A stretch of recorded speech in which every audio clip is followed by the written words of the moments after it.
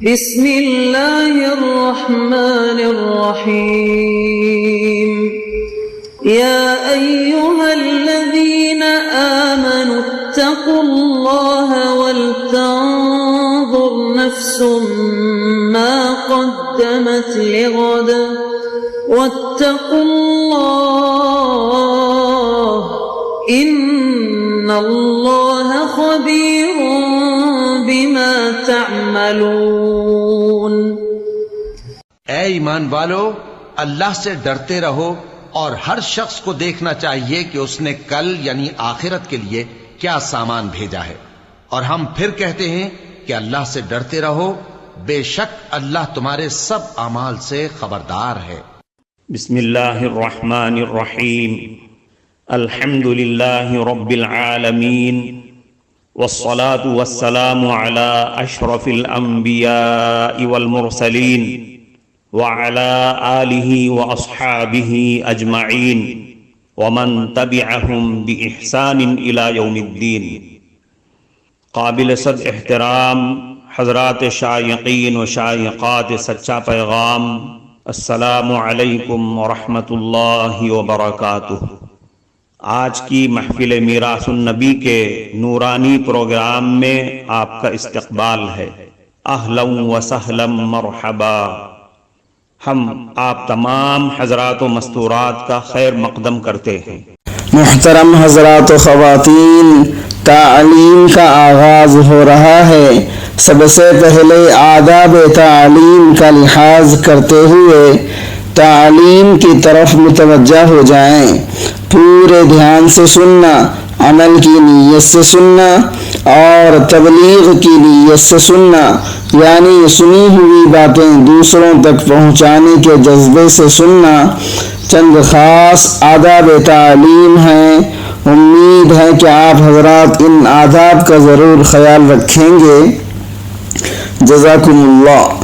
بسم اللہ الرحمن الرحیم۔ حضرت موسیٰ علیہ السلام کی حضرت خضر علیہ السلام سے ملاقات۔ ایک مرتبہ بنی اسرائیل نے حضرت موسیٰ علیہ السلام سے پوچھا کہ تمام انسانوں میں سب سے زیادہ علم والا کون ہے؟ حضرت موسیٰ علیہ السلام چونکہ نبی تھے اور آپ کے علم میں اپنے سے زیادہ علم رکھنے والا کوئی نہیں تھا، اس لیے فرمایا کہ انسانوں میں سب سے بڑا عالم میں ہوں۔ یہ بات اگرچہ فی نفسی ہی درست تھی، مگر ادب کا تقاضا یہ تھا کہ حضرت موسیٰ علیہ السلام اس کو اللہ کے علم کے حوالے کرتے، یعنی یہ کہہ دیتے کہ اللہ تعالیٰ ہی جانتے ہیں کہ ساری مخلوق میں بڑا عالم کون ہے۔ بہرحال اللہ تعالیٰ کو یہ جواب پسند نہ آیا، اس لیے اللہ تعالیٰ نے موسیٰ علیہ السلام پر وحی نازل کی کہ ہمارا ایک بندہ دو سمندروں کے ملنے کی جگہ پر رہتا ہے، وہ آپ سے بھی بڑا عالم ہے۔ حضرت موسیٰ علیہ السلام نے سوچا کہ اس بندے سے ضرور استفادہ کرنا چاہیے، اس لیے اللہ تعالیٰ سے عرض کیا، اے اللہ مجھے ان کا پتہ اور نشان بتلا دیجیے۔ اللہ تعالیٰ نے فرمایا، ایک مچھلی اپنے ساتھ رکھ لو اور جس جگہ پر یہ مچھلی تمہاری ہاتھ سے نکل کر سمندر میں داخل ہو جائے وہی تمہاری منزل ہوگی۔ چنانچہ حضرت موسیٰ علیہ السلام اپنے خادم کے ساتھ چل دیے، یہاں تک کہ دونوں چلتے چلتے ایسی جگہ پہنچ گئے جہاں دو سمندر ملتے تھے۔ موسیٰ علیہ السلام نے وہاں کچھ دیر آرام کیا اور اسی دوران مچھلی ان کے سامان سے نکل کر سمندر میں داخل ہو گئی اور خادم یہ دیکھ رہے تھے۔ موسیٰ علیہ السلام جب جاگے تو یہ خادم حضرت موسیٰ علیہ السلام کو یہ واقعہ بتانا بھول گئے اور دونوں آگے بڑھتے ہی چلے گئے۔ کچھ دور جا کر انہوں نے اپنے خادم سے کہا، میں تھک گیا ہوں، بھوک بھی لگ رہی ہے، وہ مچھلی لے آؤ تاکہ اس میں سے کچھ کھا لیں۔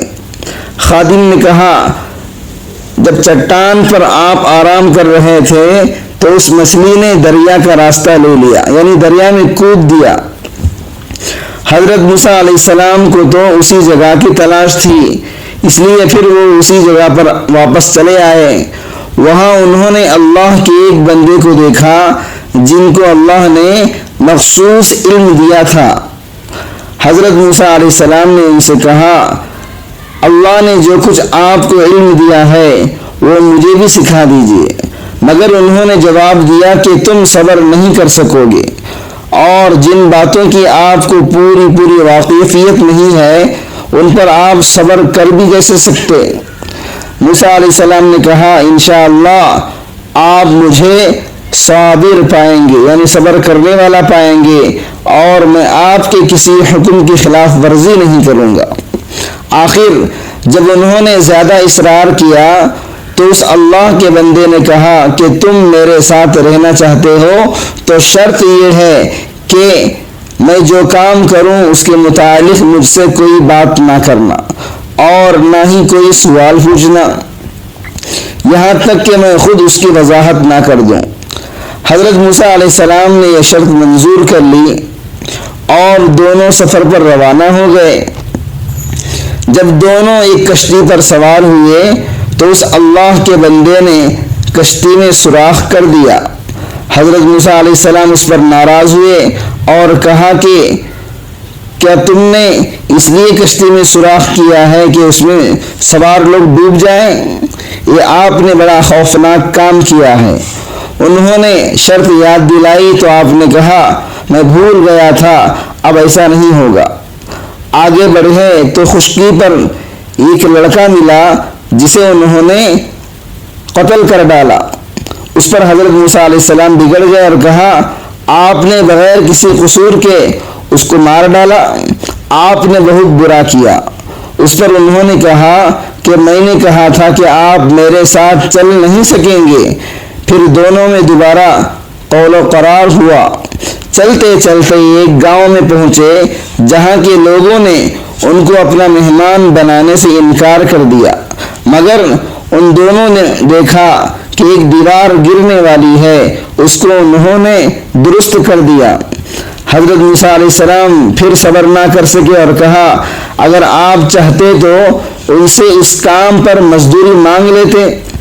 اللہ کے بندے حضرت خضر علیہ السلام نے حضرت موسیٰ علیہ السلام سے کہا کہ اب ہم دونوں ایک ساتھ نہیں رہ سکتے، مگر جدا ہونے سے پہلے ان باتوں کا مطلب سمجھ لیجئے۔ کشتی چند غریب آدمیوں کی تھی جو اسے کرائے پر چلاتے تھے۔ دریا کے اس طرف کا بادشاہ زبردستی کشتیاں چھین لیا کرتا تھا۔ میں نے اس میں سوراخ کر دیا کہ عیبدار ہونے کی وجہ سے اسے کوئی نہ لے لے۔ رہا لڑکا تو اس کے ماں باپ ایماندار تھے، مگر یہ سرکش اور کافر تھا۔ مجھے اس بات کا ڈر تھا کہ لڑکا ان دونوں کو سرکشی اور کفر میں پھنسا نہ دے۔ میں نے قتل کر دیا کہ اللہ انہیں اس کے بدلے مہربان اور نیک بیٹا عطا کرے۔ دیوار شہر کے 2 یتیم بچوں کی تھی جس کے نیچے ان کی دولت دفن تھی۔ ان کا باپ نیک تھا، اگر دیوار گر جاتی تو دوسرے لوگ ان کی دولت پر قبضہ کر لیتے۔ اللہ تعالیٰ کی مرضی یہ تھی کہ دونوں جوان ہو کر اپنا خزانہ نکال سکیں۔ محترم ناظرین کرام، اس دینی اور ایمانی بیان کو سننے کے دوران ہی اس کو لائک کر دیجئے اور شیئر بھی کر دیجئے تاکہ دوسرے بھی اس سے فائدہ اٹھا سکیں۔ اللہ آپ کو جزائے خیر عطا فرمائے۔ یہ جو کچھ بھی ہوا تمہارے رب کی رحمت کا نتیجہ تھا، میں نے اپنی طرف سے کچھ نہیں کیا، یہی وہ باتیں تھیں جن پر آپ صبر نہ کر سکے۔